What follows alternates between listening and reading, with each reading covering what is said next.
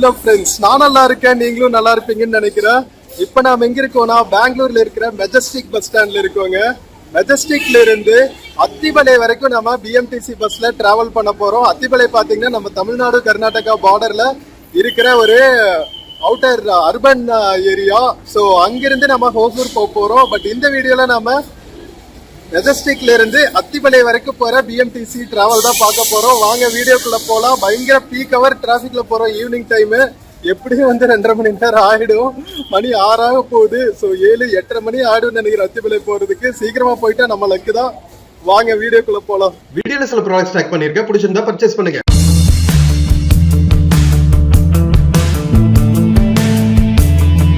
மக்களே, இந்த BMTC bus எல்லாம் அத்திமலை போகுங்க.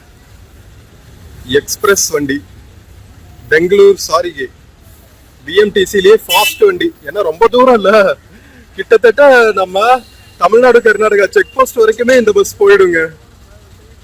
அந்த பஸ் 360B இருக்கு பாருங்க, அதுவும் அத்திமலை போற பஸ் தான். எதுல சீட் இருக்கும் தெரியலையே. இது லிமிடெட் ஸ்டாப்ஸ் எக்ஸ்பிரஸ்ங்க.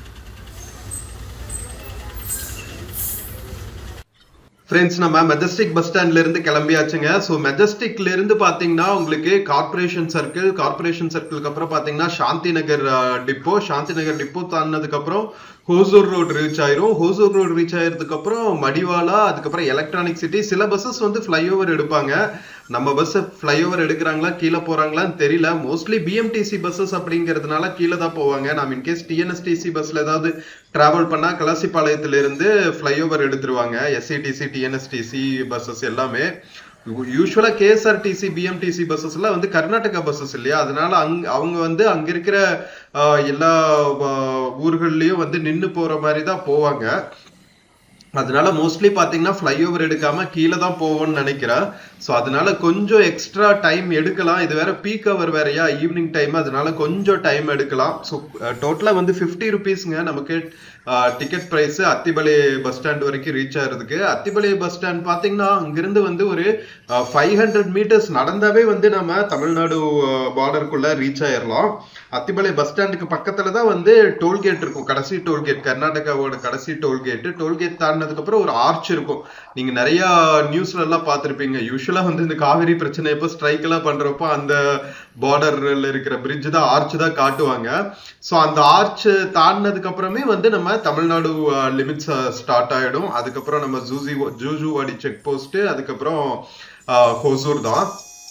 ஸோ அவ்வளவு பக்கத்துல தான் இருக்கும். பெங்களூர் ஹோசூர் பாத்தீங்கன்னா இன்னும் கொஞ்சம் வருஷங்கள்ல எல்லாம் ஒரு ட்வின் டவுன்ஸ் மாதிரி, ட்வின் சிட்டிஸ் மாதிரி ஆயிடும். ஹோசூருக்கும் பெங்களூர் சிட்டிக்கும் ஒரு வித்தியாசமே இல்லாத அளவுக்கு, அந்த அளவுக்கு டெவலப்மெண்ட் 2 ஸ்டேட்டோட பார்டர் வரைக்குமே போயிருச்சுன்னு வச்சுக்கோங்களேன்.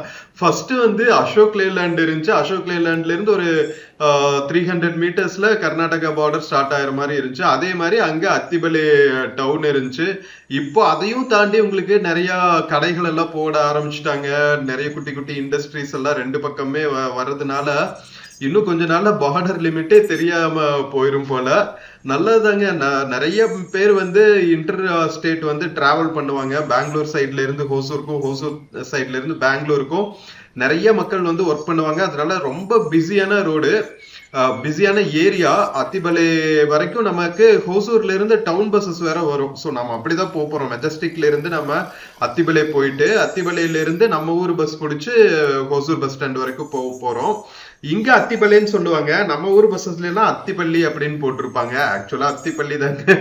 அந்த ஏரியா எல்லாம் பாத்தீங்கன்னா ஃபர்ஸ்ட் நம்ம இண்டிபெண்டன்ஸ் போதெல்லாம் தமிழ் ஏரியா மாதிரிதான் இருந்துச்சு. அதுக்கப்புறம் சிட்டில ஸ்டேட் பிரிச்சாங்கல்ல. ஸோ எந்தெந்த ஊர்ல எந்த மொழி பேசுற மக்கள் அதிகமா இருந்தாங்களோ அதனால அந்த ஊர்களை எல்லாம் தனி ஸ்டேட்டா லாங்குவேஜ் பேஸ்ட்ல பிரிச்சுட்டாங்க.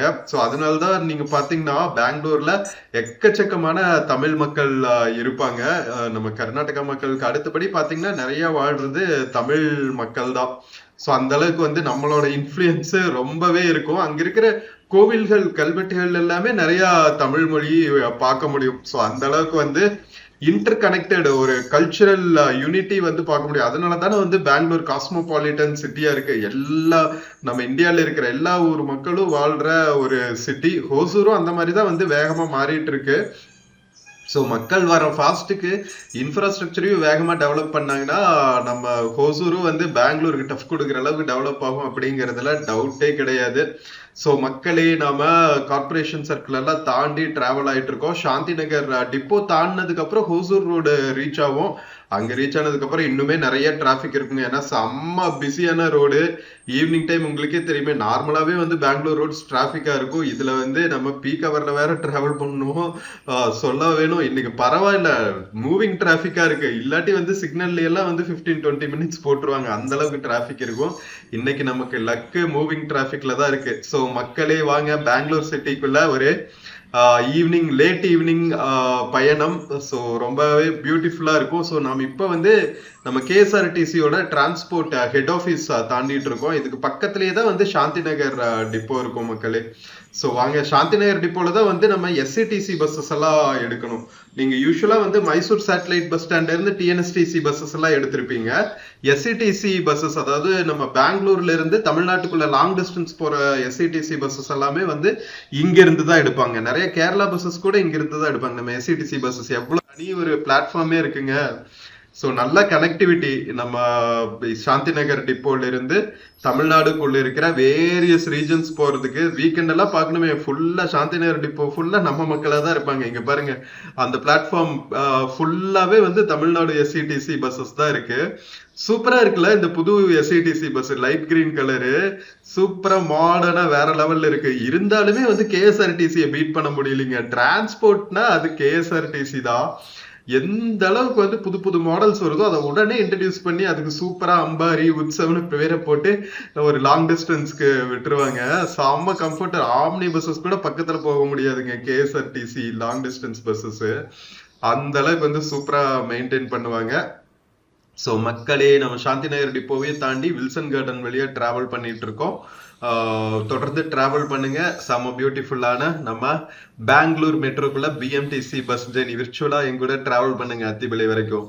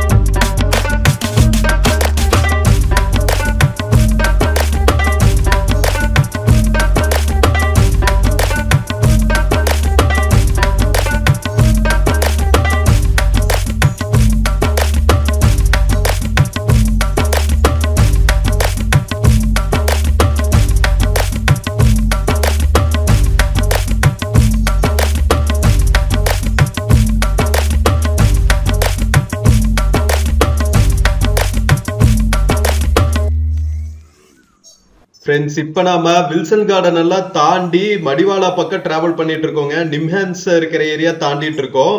பாத்தீங்களா, ஹோசூர் ரோடு வந்தோடனே வந்து எவ்வளவு டிராபிக்னு மக்களே. ஆனா நம்ம பெங்களூர்ல எனக்கு பிடிச்ச விஷயமே என்ன தெரியுமா, எல்லா முக்கியமான ஹார்ட் ஆஃப் த சிட்டிக்குள்ள கூட எவ்வளவு கிரீன் கலர் பாத்தீங்களா. பேவ்மெண்ட்ஸ்ல எல்லாம் வந்து மரங்கள் இருந்தாலும் அதை வெட்டாம அப்படியே மெயின்டைன் பண்றாங்க பாருங்க. அதனாலதான் வந்து பெங்களூர்ல இன்னுமே வந்து அந்த சில்னஸ் வந்து மெயின்டைன் ஆயிட்டு இருக்குங்க. மற்ற ஊர்கள் எல்லாம் வந்து சிட்டி டெவலப் ஆக பாத்தீங்கன்னா கிரீன் கவரை வந்து மதிக்கிறதே கிடையாது.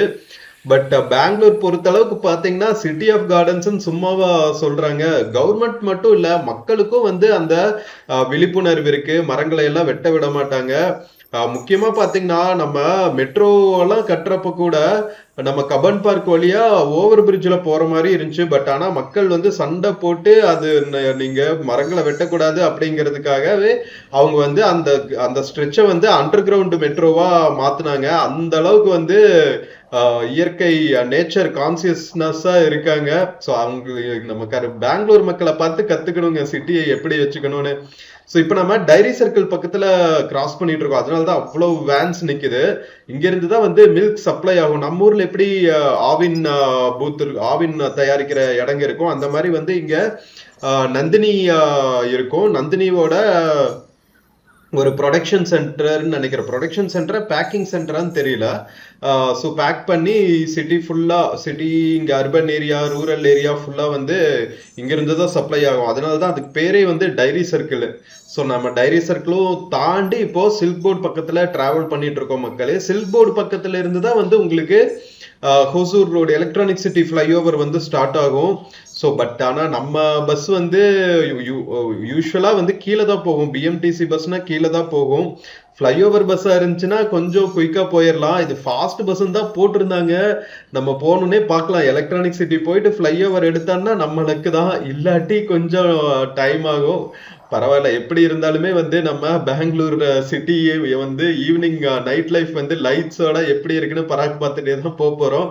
ஸோ ரொம்ப சூப்பரா இருக்கும். வாங்க இன்னும் நம்ம அத்திமலை ரீச் ஆகிற வரைக்குமே வந்து எப்படி இருக்கு நம்ம சிட்டியோட இன்ஃப்ராஸ்ட்ரக்சரு, டிராஃபிக்கு, நைட் நேரம் என்ன மாதிரி வைப்ஸ் இருக்கு அப்படிங்கிறத பார்த்துட்டே பயணிப்போம். தொடர்ந்து எங்களோட பயணிங்க மக்களே.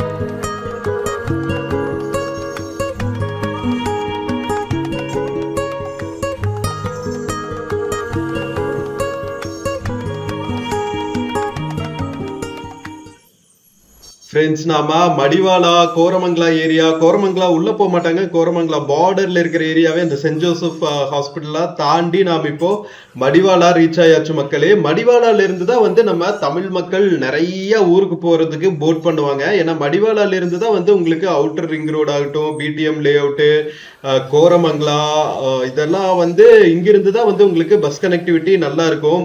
நம்ம டைடல் பார்க்குக்கும் இங்க இருந்து பஸ் இருக்கும். அதனால எல்லா மக்களும் இங்க கேதர் ஆயிடுவாங்க. இங்க இருந்து தான் வந்து பஸ் எடுப்பாங்க. ஏன்னா கரெக்டா நம்ம மடிவாலா தாண்டி நம்ம இங்க இந்த பிரிட்ஜ் ஏறி இறங்குறோம் தெரியுங்களா. ஏறி இறங்கணுன்னே வந்து சில்க் போர்டு சிக்னல், அதுக்கப்புறம் வந்து ஃபிளைஓவர் ஸ்டார்ட் ஆயிரும். ஸோ மடிவாலா ஒரு முக்கியமான போர்டிங் பாயிண்ட், சில்க் போர்டு ஒரு முக்கியமான போர்டிங் பாயிண்ட். ஸோ இந்த ரெண்டும் தாண்டினதுக்கு அப்புறம் வந்து நம்ம ஊர் பஸ்ஸுக்கு வந்து ஃபிளைஓவர் எடுத்தாங்கன்னா நேரா எலக்ட்ரானிக் சிட்டி போய் இறங்குவாங்க. அங்க ஒரு போர்டிங் இருக்கும். அதுக்கப்புறம் சந்தாபுரா, சில சமயம் சந்தாபுரால ரொம்ப ரேரு சந்தாபுராலாம் மக்கள் போட் பண்றது. ஏன்னா மேக்சிமம் பாத்தீங்கன்னா ஐடி மக்களா இருக்கிறதுனால எல்லாருமே வந்து எலக்ட்ரானிக் சிட்டி வரைக்கும் தான் வந்து நம்ம மக்கள் இருப்பாங்க. ஸோ அந்த போர்டிங் எல்லாம் பண்ணிட்டு டோல்கேட் அத்திமலை டோல்கேட் தாண்டினா தமிழ்நாட்டுக்குள்ள என்டர் ஆயிடும். ஸோ இதுதான் வந்து சில்க் போர்டு ஜங்ஷன். நம்ம எலக்ட்ரானிக் சிட்டி ஃபிளைஓவர் எடுக்கிறதுக்கு முன்னாடி நம்ம மக்கள் பஸ் எல்லாம் போர்ட் பண்ற ஜங்ஷன். அதனாலதான் வந்து ஆம்னி பஸ்ஸஸ் எல்லாம் நிறைய நிக்குது பாருங்க. ஸோ இது தாண்டணுன்னே வந்து சைட்ல போனா சர்வீஸ் ரோடு பிரிட்ஜுக்கு கீழே போகும். இந்த பக்கம் வந்து ஓவர் பிரிட்ஜ் எடுத்துருவாங்க, எலக்ட்ரானிக் சிட்டி ஃபிளைஓவர் பிரிட்ஜ் எடுத்துருவாங்க. நம்ம பஸ் போறது பார்த்தா சர்வீஸ் ரோட்ல போகலங்க, மேலதான் போறான். நல்ல வேலை பிஎம்டிசி பஸ்ல இருந்து நம்ம ஃபாஸ்ட் பஸ் எடுத்தோம், அதனால ஃபிளைஓவர் எடுத்தாச்சு. ஃபிளைஓவர் எடுத்தான்னா ஒரு 15 மினிட்ஸ் தாங்க, குயிக்கா போயிடலாம். ஒரு 1 ஹவர் பக்கம் டிராபிக்ல ஆகிற அந்த ரோடு 45 மினிட்ஸ் கட் ஆகி வெறும் 50 மினிட்ஸ்ல நாம போய் எலக்ட்ரானிக் சிட்டில இறங்கிடுறா மக்களே. அதுவும் அந்த 15 மினிட்ஸ் இருக்கும் பாருங்க, சும்மா எக்ஸ்பிரஸ் ரேஞ்சில் சும்மா பறப்பாங்க. சைட்ல இருக்கிற high rise buildings, ID parks, colleges, நிறைய ஷோரூம்ஸ், இதெல்லாம் பார்த்துட்டே நம்ம டிராவல் பண்றதுக்கு அவ்வளவு பியூட்டிஃபுல்லா இருக்கும். இங்க பாருங்களா எவ்வளவு பெரிய பெரிய ஐடி பார்க்ஸ் எல்லாம் இருக்கும் தெரியுமா, செம்ம பியூட்டிஃபுல்லா இருக்கும். அப்படியே ஏதோ வந்து நம்ம ஃபாரின் கண்ட்ரில டிராவல் பண்ற மாதிரி இருக்கும். ஹை ரைஸ் பில்டிங்ஸ் எல்லாம் பார்த்துட்டே டிராவல் பண்றதுக்கு. அந்த சைடு பாத்தீங்கன்னா நமக்கு பேரலா, இந்த ஃபிளைஓவருக்கு பேரலாவே வந்து மெட்ரோ ட்ரெயினோட பிரிட்ஜ் இருக்கும். அதுவும் வந்து எலக்ட்ரானிக் சிட்டி தாண்டி பொம்மசந்திரா வரைக்கும் இருக்கு. அந்த மெட்ரோ ட்ரெயினை தாங்க ஹோசூர் வரைக்கும் எக்ஸ்டெண்ட் பண்றதா இருந்துச்சு. பட் ஆனா வந்து கர்நாடகா ஃபீசிபிலிட்டி இல்லைங்க, அதை நாங்க எக்ஸ்டெண்ட் பண்ண முடியாது அப்படின்னு சொல்லிட்டாங்க. தமிழ்நாடு கவர்மெண்ட்டே ரிக்வெஸ்ட் பண்ணி எம்ஓ எல்லாம் போட்டு ஃபீசிபிலிட்டி ஸ்டடி பண்ணாங்க. நம்ம பெங்களூர் பொம்மசந்திரால இருந்து ஹோசூர் வரைக்கும் பெங்களூர் மெட்ரோவை இன்டர்ஸ்டேட் மெட்ரோவா கனெக்ட் பண்ணிடலாம் அப்படின்ட்டு. பட் ஆனா அதுக்கு வந்து பெங்களூர் ஃபீசிபிலிட்டி இல்லை அப்படின்னு சொல்லி அதை க்ளோஸ் பண்ணிட்டாங்க. பரவாயில்ல, நம்ம கவர்மெண்ட், புது கவர்மெண்ட் வந்து ஹோசூர்ல ஒரு மெட்ரோ லைன் ஆரம்பிக்கிறதுக்காக ரிக்வெஸ்ட் பண்ணியிருக்காங்க. ஸோ இன்கேஸ் சென்ட்ரல் கவர்மெண்ட் அனுமதி கொடுத்தா நம்ம ஊர்லயே மெட்ரோ வந்துட போகுது. அப்புறம் எதுக்கு இவங்க எக்ஸ்டெண்ட் பண்ணும் அப்படிங்கிற மாதிரி ஆயிடும். பார்ப்போம் ஃபியூச்சர்ல என்ன நடக்குதுன்னு. பட் ஆனா ஹோசூர் டெவலப் ஆகிற ரேஞ்சுக்கு மெட்ரோ எல்லாம் வந்தா நல்லா தான் இருக்கும். நம்ம ஹோசூர் மாதிரியே வந்து மதுரை கோயம்புத்தூருக்கும் வந்து மெட்ரோ எக்ஸ்டெண்ட் பண்றதுக்காக, புது மெட்ரோ அமைக்கிறதுக்காக ரிக்வெஸ்ட் பண்ணியிருப்பாங்க போல. எந்தெந்த சிட்டிக்கெல்லாம் பர்மிஷன் கொடுப்பாங்கன்னு தெரியல. ஏற்கனவே வந்து ஹோசூர் ஏர்போர்ட் ப்ராஜெக்ட் வந்து நோ சொல்லிட்டாங்க சென்ட்ரல் கவர்மெண்ட். எல்லா இன்ஃப்ராஸ்ட்ரக்சர் ப்ராஜெக்ட்டுக்கும் வந்து தடை போட்டா எப்படி தெரியல. சரி, ஃபியூச்சர் தான் அதுக்கெல்லாம் பதில் சொல்லும். ஏன்னா வளர்ந்துட்டு வர கார்பரேஷன் ஆயிடுச்சு ஹோசூர். அதனால இந்த மாதிரி இன்ஃப்ராஸ்ட்ரக்சர் எல்லாம் வந்தாதான் இன்னும் நிறைய வளர்ச்சி அடையும் அப்படிங்கிறதுல சந்தேகமே கிடையாது. ஸோ மக்களே, நம்ம எலக்ட்ரானிக் சிட்டி ஃபிளைஓவர்ல டிராவல் பண்ற எக்ஸ்பீரியன்ஸ் எப்படி இருக்கு பாத்தீங்கல்ல. சைட்ல எவ்வளவு ஹைரைஸ் பில்டிங்ஸ், ஒரு 4-5 கிலோமீட்டர்ஸ்க்கு இருக்கிற அந்த ஹைரைஸ் பில்டிங்ஸ் எல்லாம் நம்ம பார்க்க முடியும். இங்க பாருங்களா, ஃபுல்லா லைட்ஸோட ஏதோ ஹாலிவுட் மூவில வர சீன் மாதிரி இருக்குல்ல, வேற லெவல்ல இருக்கும். நீங்க நேர்ல லைவா டிராவல் பண்ணும்போது தனி எக்ஸ்பீரியன்ஸா இருக்கும். அதுவும் சைட்ல ஒரு பக்கம் மெட்ரோ போயிட்டு இருக்கும், ஒரு பக்கம் நாம பிரிட்ஜ்ல போயிட்டு இருப்போம், ஒரு பக்கம் கீழே பார்த்தா நமக்கு பேரலா தான் சர்வீஸ் ரோட்ஸ் எல்லாம் வந்துட்டு இருக்கும். ஸோ ரொம்பவே சூப்பரா இருக்கும். ஸோ ஆல்மோஸ்ட் நம்ம எலக்ட்ரானிக் சிட்டி பக்கத்துல வந்தாச்சு மக்களே. எலக்ட்ரானிக் சிட்டில இறங்கினதுக்கு அப்புறம் பாத்தீங்கன்னா சந்தாபுராக்கு அடுத்து அத்திபலை தான். ஸோ வாங்க, சூப்பரா இருக்கும். அத்திபலை ரீச் ஆகுற வரைக்குமே விர்ச்சுவலா எங்க கூட தொடர்ந்து டிராவல் பண்ணுங்க.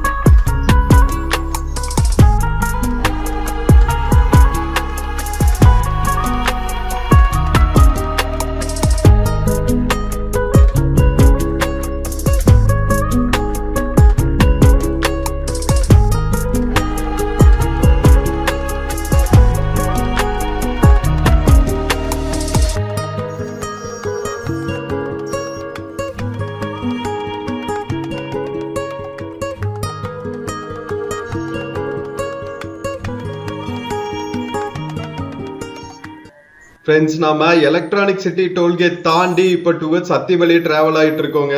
எலக்ட்ரானிக் சிட்டி வரைக்கும் கொஞ்சம் டிராஃபிக் இருக்குங்க. பட் ஆனா நம்ம எலக்ட்ரானிக் சிட்டி தாண்டணுன்னே அத்திமலை வரைக்கும் ஃப்ரீ ஃப்ளோயிங் டிராஃபிக்காக தான் இருக்கும். அண்ட் சில்க் போர்டுக்கு அப்புறம் நம்ம வேற ஃப்ளைஓவர் எடுத்துட்டோம்னா அதனால நம்ம டிராஃபிக்ல இருந்து தப்பிச்சாச்சு. ஒருவேளை கீழே போற பிஎம்டிசி எடுத்திருந்தோம்னா வெறுத்திருப்போம்.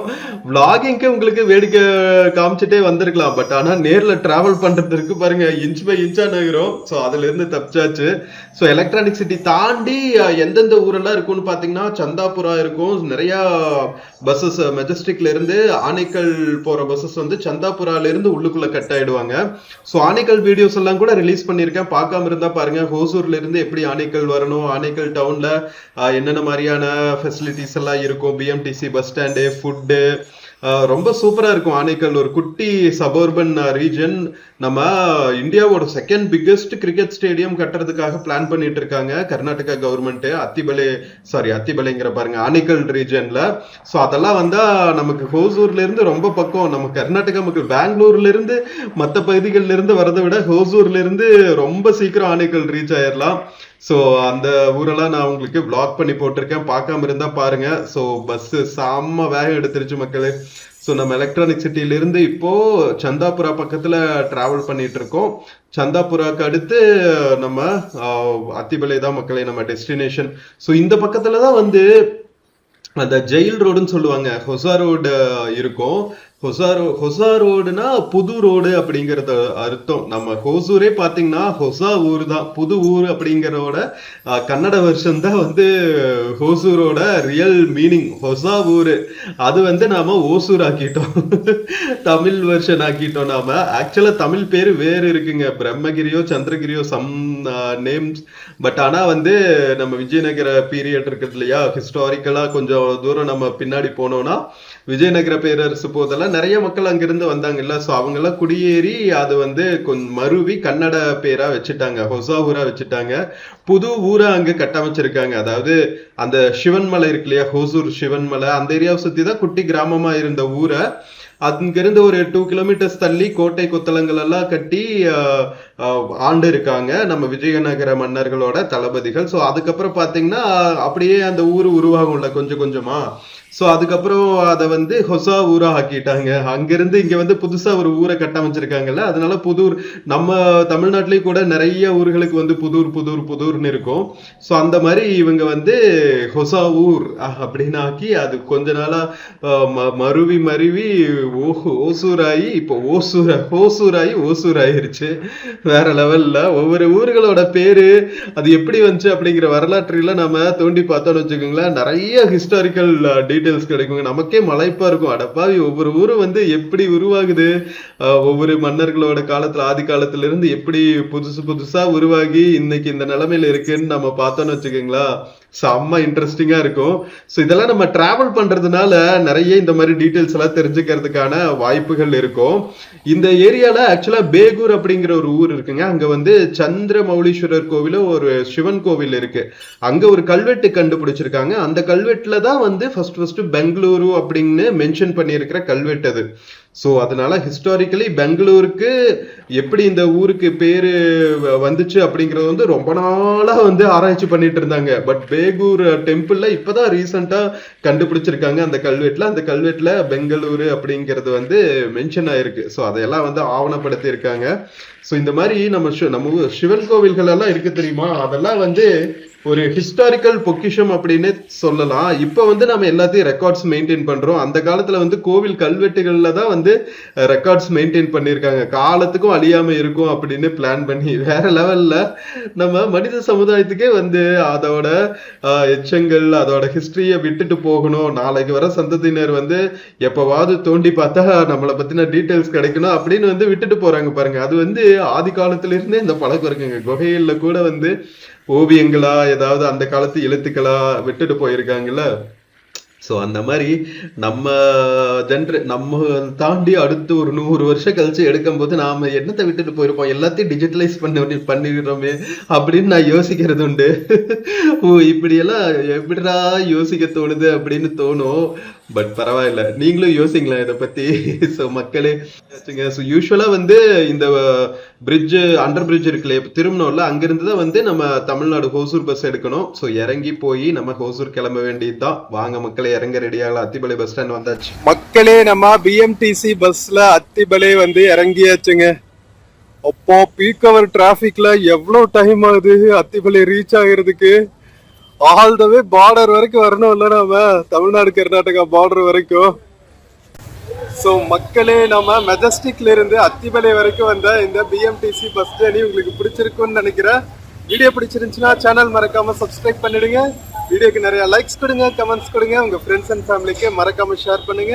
நம்ம இன்னொரு பியூட்டிஃபுல்லான வீடியோல மறுபடியும் மீட் பண்ணலாம். until then take care and cheers from Attibele BMTC bus stand, பெங்களூருங்க. see you. ஃப்ரெண்ட்ஸ், இந்த வீடியோல Flipkart மிந்த்ரால இருந்து சில ப்ராடக்ட்ஸ் டேக் பண்ணியிருக்கேங்க. பார்த்துட்டு உங்களுக்கு இன்ட்ரெஸ்ட் இருக்கிற ப்ராடக்ட் பர்ச்சேஸ் பண்ணுங்க மக்களே. தேங்க்யூ.